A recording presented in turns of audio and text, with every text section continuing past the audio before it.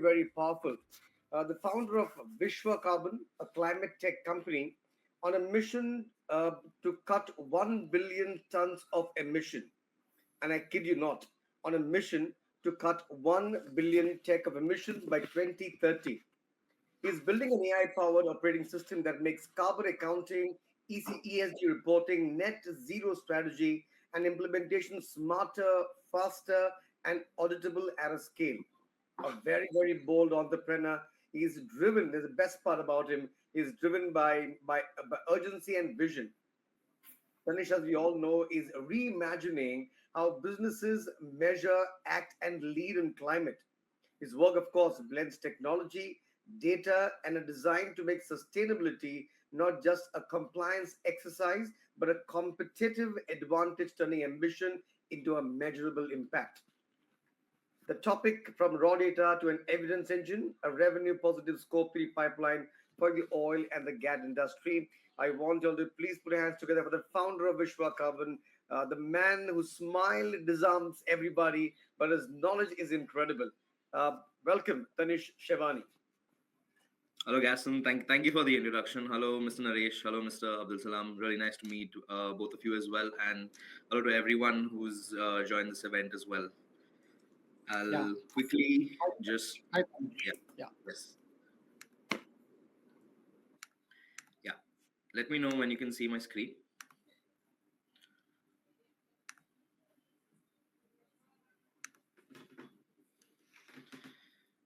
Perfect. Yeah. Is my screen visible? Yes, it is. Yeah. Okay. So I'm Tanish Shewani. I'm the CEO founder of a company named Vishwa Carbon. We are an end-to-end decarbonization platform. So what we're essentially building is the data intelligence layer for the carbon emission space. We position ourselves as the Earth's ECG, making the Earth's environment cooler and greener, because our objective was never to build just a compliance platform like most of our competitors, where we help companies just manage their compliance. But we wanted to have the large-scale impact, is why that with every industry that we work, we sort of customize a solution where it has the large scale impact and we can foster a real change with the experts themselves. So going next, what is considering this is an energy event, so we already have a stack ready on the end-to-end decarbonization front, which is a decarbonization life cycle that we have built. And this is our attempt to modify it for the oil and gas sector. So based on our understanding, when we did an extensive study and a peer benchmarking exercise of oil and gas companies in India and globally, we found that 90% of emissions coming from oil and gas are like scoped within scope 3 category 11, which is use of sold products. So and oil and gas companies, their emissions are one of the largest because they are at the bottom of the chain that literally impact each and every industry and their supply chain as well. So what our objective is to build an ecosystem where we can sort of embed carbon credits into it and make it a complete traceable, transparent system and a revenue positive system. Because what in my 3 years of running this company, what I've realized is that no one cares about sustainability, but everyone cares about either reducing their OPEX, building new sources of revenue, or mitigating future risk. So that's how we position sustainability, where we're sort of operationalizing sustainability to ensure that it meets business objectives and stakeholder objective as well, to have the large scale impact. So what our capabilities are, we are a data and AI driven platform. We have the capability for industrial integration. So we have integrated with different mining companies at ERP, CRM, accounting softwares, POS systems. We have multiple frameworks. So from a carbon accounting perspective, we follow IPCC, we follow GHG. There's the ISO standard as well. In ESG, there are about 5 to 10 different frameworks that we look into and help clients on the compliance front. On the net zero aspect, we adopt SBTI, we adopt SASB maturity assessment, even GRI in that same framework, the SDGs framework as well. And with that, we aggregate a solutions marketplace to ensure that we don't end at just the strategy, but we are fostering the ecosystem for them to reduce their emissions. So now the entire product that we have is complete, is like a multi-tenant architecture. So our objective is to go down the entire supply chain, working with different fields. Right now, our main focus is the bottom of the chain, which is usually mining companies, and we're looking into how we can build solutions for the oil and gas companies as well. Now, what we envision is the solution that from refinery sensors to carbon smart receipt to build that entire traceability engine. When we did a complete audit of different BRSR, GRI reports coming from oil and gas companies, there's a lot of narrative and storytelling that's coming in it. And when they report on emissions data, they have a category 3 scope 11 where they just report a assumption based number, and that they do not have traceability on. And if 90% of the emissions fit within category 11 scope 3, category scope 3 category 11, that's a big challenge because there's no accuracy, there's no transparency in which the oil and gas companies report on as well. So what our objective is with the entire decarbonization tool that we have built, we connect to the plant sensors that through an edge gateway goes into a data lake. It's completely normalized and time stamped as well. So there's additional processing that happens. From an ERP aspect, from where the raw crude oil is procured to where it's processed, that all sits within an ERP. So with the ERP through an API gateway, whatever kind of ERP it is, we can fetch data from it. The primary one that is used is SAP. All that goes into a data lake where it's completely timestamped and organized in a time series. This is the raw data that is there. Now we are internally building a complete rule engine that incorporates batch rules, logistic rules, tailpipe factors, uncertainty analysis into it. And also with this, it also helps you track how much has reached which pump at which locality in which district as well. Now, with that kind of traceability from where the crude oil was procured to where it was processed to where it was sent to, is where obviously there is some clarity which the oil and gas company has. But to turn this into actionable data under the ESG frameworks is the value that we're trying to bring to the table. Now, with this goes into an immutable log, so it's completely encrypted. We're using the SHA-256 encryption methodology as well, and cannot be tampered with, right? And now the second layer is the oil and gas dealers, where with the sale POS. So imagine you going to fill fuel, whether it's petrol, diesel, at a particular gas station. At on the receipt, you know how much fuel you have procured. But with that, we will all like it's a small shift, but on that we can also give you the carbon emissions related to that particular fuel. A lot of the oil and gas companies, which is an underutilized aspect, is the customer web app. So most oil and gas companies at the fueling station have these apps, but it's very underutilized or not used at all. Now, when it comes to B2B, so where do we envision this to be used is the customer web app to be used on the B2B segment to start with, because that has the highest impact. And I'll present a case study that helps show the value behind it. So imagine you purchase fuel, you get with the fuel that you've procured, you get the carbon emissions calculated on the receipt itself. So as an individual customer, you know how much you've procured. Now in India, that system is not like too audited, because the receipts that you get is either handwritten or through a printing machine that half the time doesn't work. But globally, this is a very lucrative solution that can be adopted at a larger scale. Now with this, with the customer web app, if you have the receipt on the app, it builds a complete payments and customer analytics. Now, what is the derivative value? One is it helps oil and gas companies with ESG compliance, so lower compliance cost and no penalties for accuracy and transparency. You get a complete ESG KPI dashboard on the environmental front, so accuracy based, completely backed by evidence.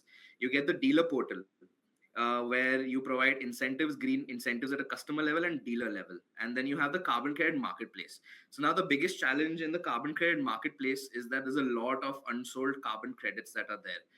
Definitely, there's a complete vetting process to which carbon credits actually have the kind of impact that is there. Nature based solutions is the priority out there. So imagine in this ecosystem, we take a carbon credit marketplace where there are ample of projects that are available, but again through like before we provide it, again through goes through another transparency check, and then it's embedded into the customer web app itself. So customer who purchases fuel at a gas station can neutralize their carbon emissions right from the get go with a single click, and adding a small tiny fee on top of it as well.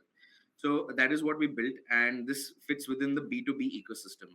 So this is the architecture that we follow.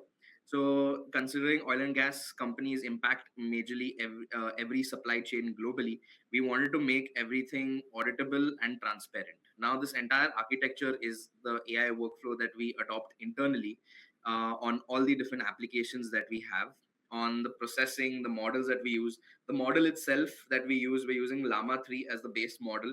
And with that, we have trained it on 10,000 plus BRSR documents, about 7,000 GRI documents, and we're in the process of onboarding multiple other frameworks as well. It's not just limited to ESG frameworks, but also the methodology of all these different frameworks. It has a news scraper that basically updates itself on any updates coming into the market as well.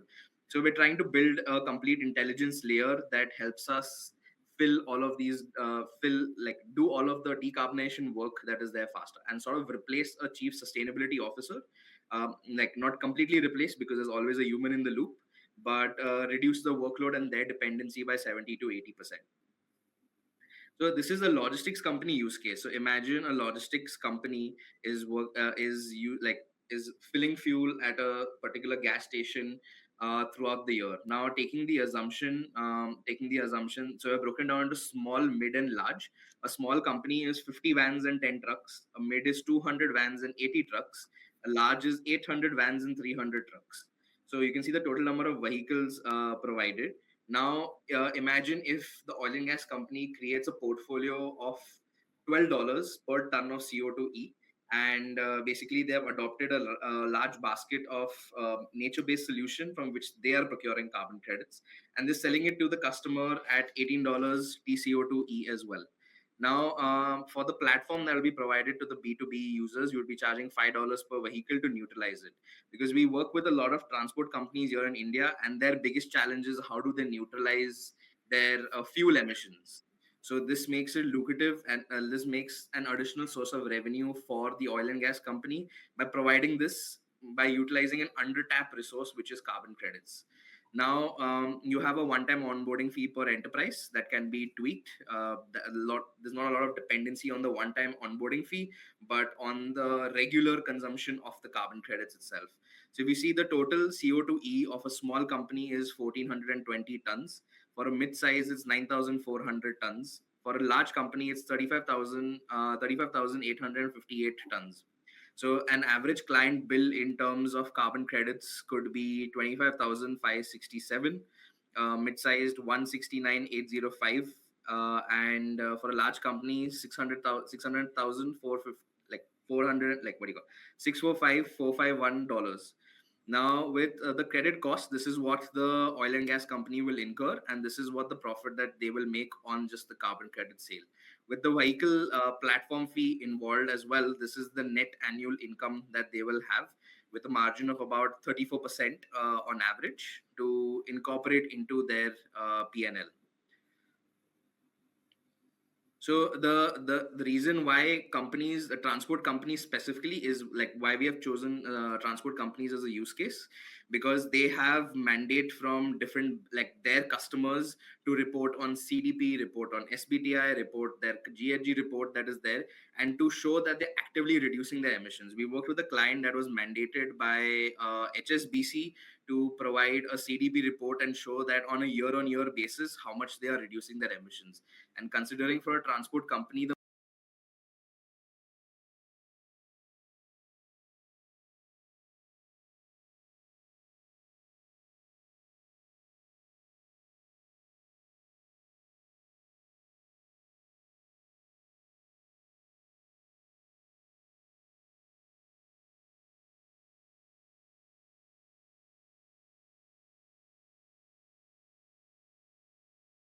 on our team, Dr. Rajesh Biniwale, our chief scientist, about 30 years plus experience. We have a complete consultancy team as well. We work closely with a consultancy firm in New Delhi called Primus Partners. And from a technology perspective, we have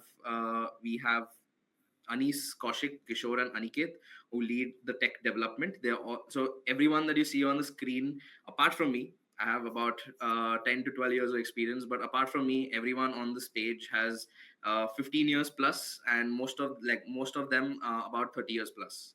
So this is the kind of expertise that we bring to the table as well. And yeah, if you would love to see how we can enable this for you, we have the complete decarbonization life cycle built.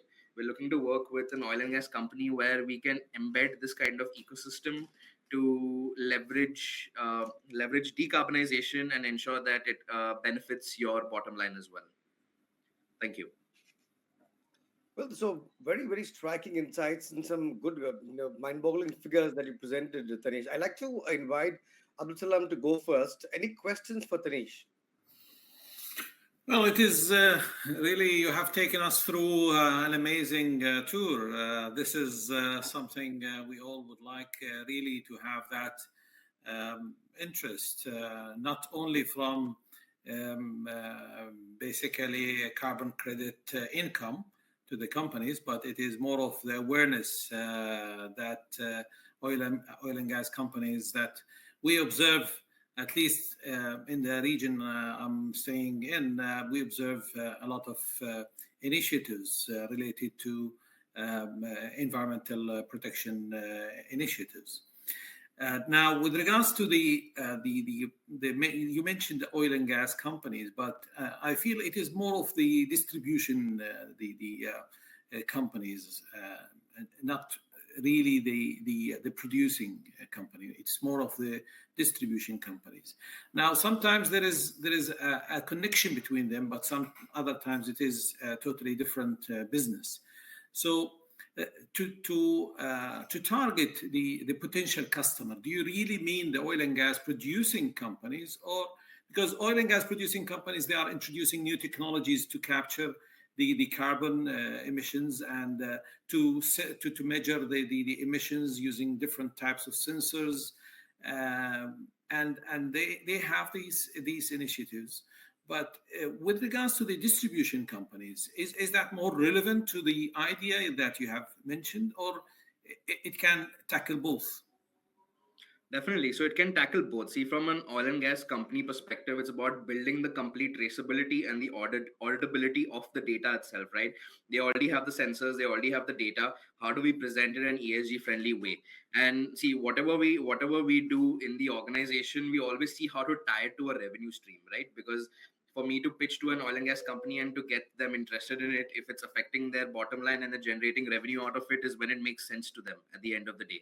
Now, if you see carbon credits itself, I personally have access to about $150 million worth of carbon credits that are waiting to be sold. In like another partner that I work with in the UK, he said there's about $1 billion worth of carbon credits that are unsold as well. Definitely, every project that I onboard in my company, I do a thorough audit check as well. If it's nature based, we have our own GIS mapping technology where we again vet it before we decide to ensure that we have the we are able to sell it. Now that is what we do. And then from a transportation company, when I say transport, it means logistics and like cab companies, bus services, all of that. Because if you see, they are one of the largest consumers of fuel essentially. And I tried thinking about this from a B2C perspective, where you as an individual customer can offset it, but you have no incentive to. Logistics and transport companies do have a larger incentive too, because their customers demand it from them. So if their customers demand it from them, and you as an oil and gas company are providing that neutralized carbon neutral fuel to them, backed by carbon credits, is when it makes sense to them, and then it builds an additional revenue stream for you. So if you see, in India alone, there are more than, like, I don't know the number right now, but there are more than 10 million cars. Right now, definitely the number is much larger than what I just said. But for me to look at just the cab ecosystem, look at just the logistics company, is a big enough piece for an oil and gas company to focus on and get the revenue that they can expect. Thank you.